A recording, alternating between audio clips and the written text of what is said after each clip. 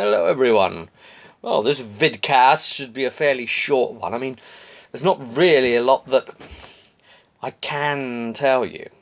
So I'll just tell you what I can tell you. So first up, we have the fact that the guys are in the dungeon. And so yeah, they're doing that run. No one's dead yet.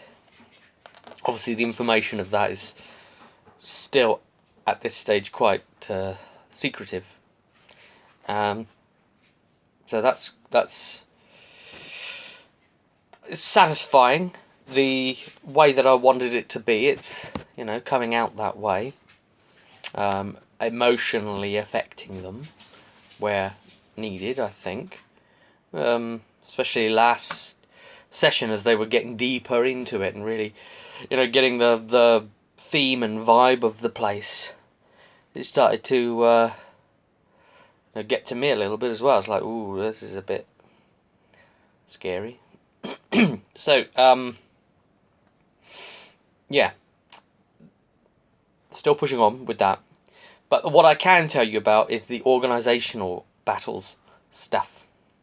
So, we've seen some more time pass in the mountains, and something has happened where the Southern Concord have done something. There's an investigation going. Obviously, the seeker and the investigative process is still bringing them into the south, into the mountains for Morlaix. But the Redholds consortium has basically had its wealth dropped by one. So that's lovely. And that means that that's obviously due to the Indigo Road lack of trading and stuff like that. So that's gone on where the Carter have had to stop and pull out because they're being investigated, and obviously the King's made a move on that. But what has made that happen, could it be that the Southern Concord have managed to get a little bit of their own political machinations mashing, or what?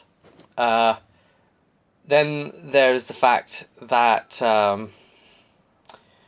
Carac's forces, they just keep punishing the South, trying to spread bad word and then just attacking full out and then spreading bad word, trying to make them look ridiculous, trying to show them, look, these aren't an alternative, we'll protect you. So basically saying to the Southern people, look, we'll give you your places back from the chase, and you don't have to fight. We can do this our way together. Some people buy that, some people not. Every time it happens, it weakens the South's whole Tanadil's strength, potential army forces. Damus Archon visited both Tanadil and Carac, and they've both refused to join up, to become basically slaves to the man. So, yeah, he's just clicked his fingers and demonstrated a load of power, and said, right, well, I'm taking a bunch of mages. I need some mages. I'll take yours. From both factions. Now, obviously the Redholds consortium have more to lose, so that's kind of bad news. So yeah, both sides are going to be losing at least one magic. Now, I mean, Tanadil's side really were woefully bad in regards to magic, so yeah, they didn't really have a lot of mages anyway. So, oh dear. we'll have to see how many Redholds basically going to lose as well. So, we might run like a stat test or something and work it out from that, how much magic will be lost. And also, how serious this lack of the incoming money and lack of the lyrium's going to be. And whether maybe another magic's going to be lost by Redhold's side because of, the ongoing deficit created. Now, we'll have to see about that. But one thing is Tanadil tried going for something. He went in for, talks with the Templars and, started like camping out and around the southern training base. The place where Amelia trained before. And he sent some troops there. Now, the plot was, does not send many at all. Just a small token force, but have them set up as if they are a large token force. So, dummies and sandbag people and campfires and tents and patrols, and keep getting the same people to patrol all over the place and move around in that kind of way. And this was like a test to see if Carac and his generals would buy it, basically, would fall for it. So ran a test to check that at Craig's behest, and Carac side, they failed the test. So they did buy it, that there was a large force there guarding the Templar base. And now it's normally only a trainee base, but it's the one place where there's guaranteed to be lyrium, and probably the only place in the mountains right now that's got guaranteed lyrium. And right now, the Redhold Consortium's people are putting a hell of a lot of pressure on them to actually get lyrium to keep the trade routes going. So unhappy clients is really bad news. So yeah. So he set it up as an attractive, viable option. Carac's force went in. They attacked with might. Went in with their Avar raiders. Struck hard. Attacked the base. Attacked Tanadil's troops. Pretty much wiped them out. However, while the attack was successful and basically severely wounded whatever infrastructure was in place, and the time they spent setting up that as well, and the supplies and things that are on site getting destroyed, the Templars themselves took the real terrible damage from this. So they've been goaded into attacking the base, the Templar training base. Now, if it had been a full base, they probably wouldn't have been able to get access the way they did and get in there and be able to start like patrolling the walls and stuff.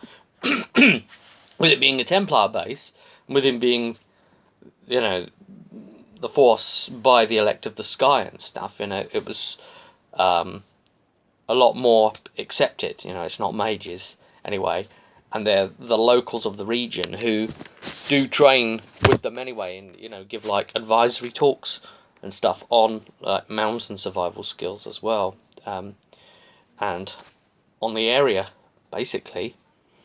And so yeah, just like say like 10 people turning up or whatever, being able to hang around and saying, look, can we help train your guys up? We want to make sure you're strong here because we're worried your lyrium's going to get attacked, kind of thing. And oh look, it did. So the lyrium was stolen by Carac's force. And so what happens from that? Well, I mean, the Templars have been wiped out. And the message has got away. So Tanadil's people are getting there, hoping for the message to arrive back up to Val Royeaux, and so that they can send their troops straight to the base. But how long is that going to take? And can Tanadil hold out? Because his force that was already started weakened has been terribly crippled by all of the Redhold Consortium's efforts against them. And, Tanadil, and indeed Jez himself, is starting to lose heart that his side has a chance, But, they've got some advantages that the Redhold don't have right now.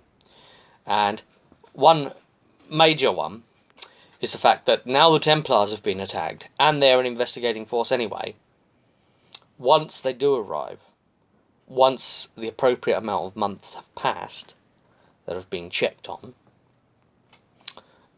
it will be another ally. It will be an ally, another faction, the Templar faction, getting involved with this internal struggle because they've been brought into it. So, in that sense, Tanadil has been successful in, forging allies, and he's got the Wardens on with him now as well, so they'll help out in at least maybe one move to go speak to Carac, effectively. So, but it's whether he can hold out for the arrival of that, and Tanadil was given the choice basically. Look, you can try to rush your scouts through as your move if you want, and then we will speed up how long it will take for the reinforcements to come effectively. It's basically, it was going to be a D6 amount of months for them to arrive, and if he succeeded in getting his scouts out to provide word quicker, then we would have rolled another D6 and minus that off, sort of thing, or that kind of deal. So it's a gamble as to when they're going to turn up. But, his scouts couldn't get away. They got slaughtered. So word's going to have to spread via the long route. And just how long that is, well, that's unknown to the players.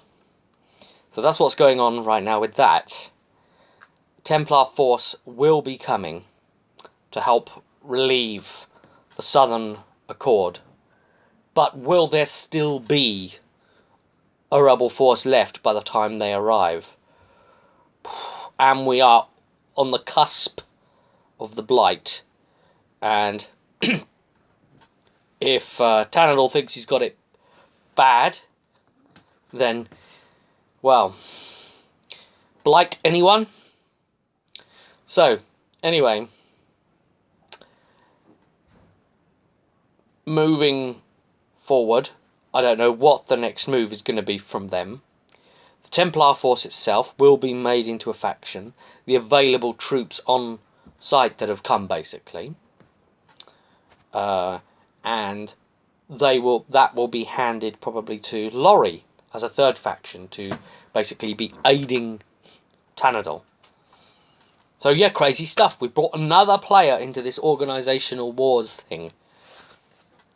What are you going to do? Right, we'll leave it there. And until next time, I'll see you at the table.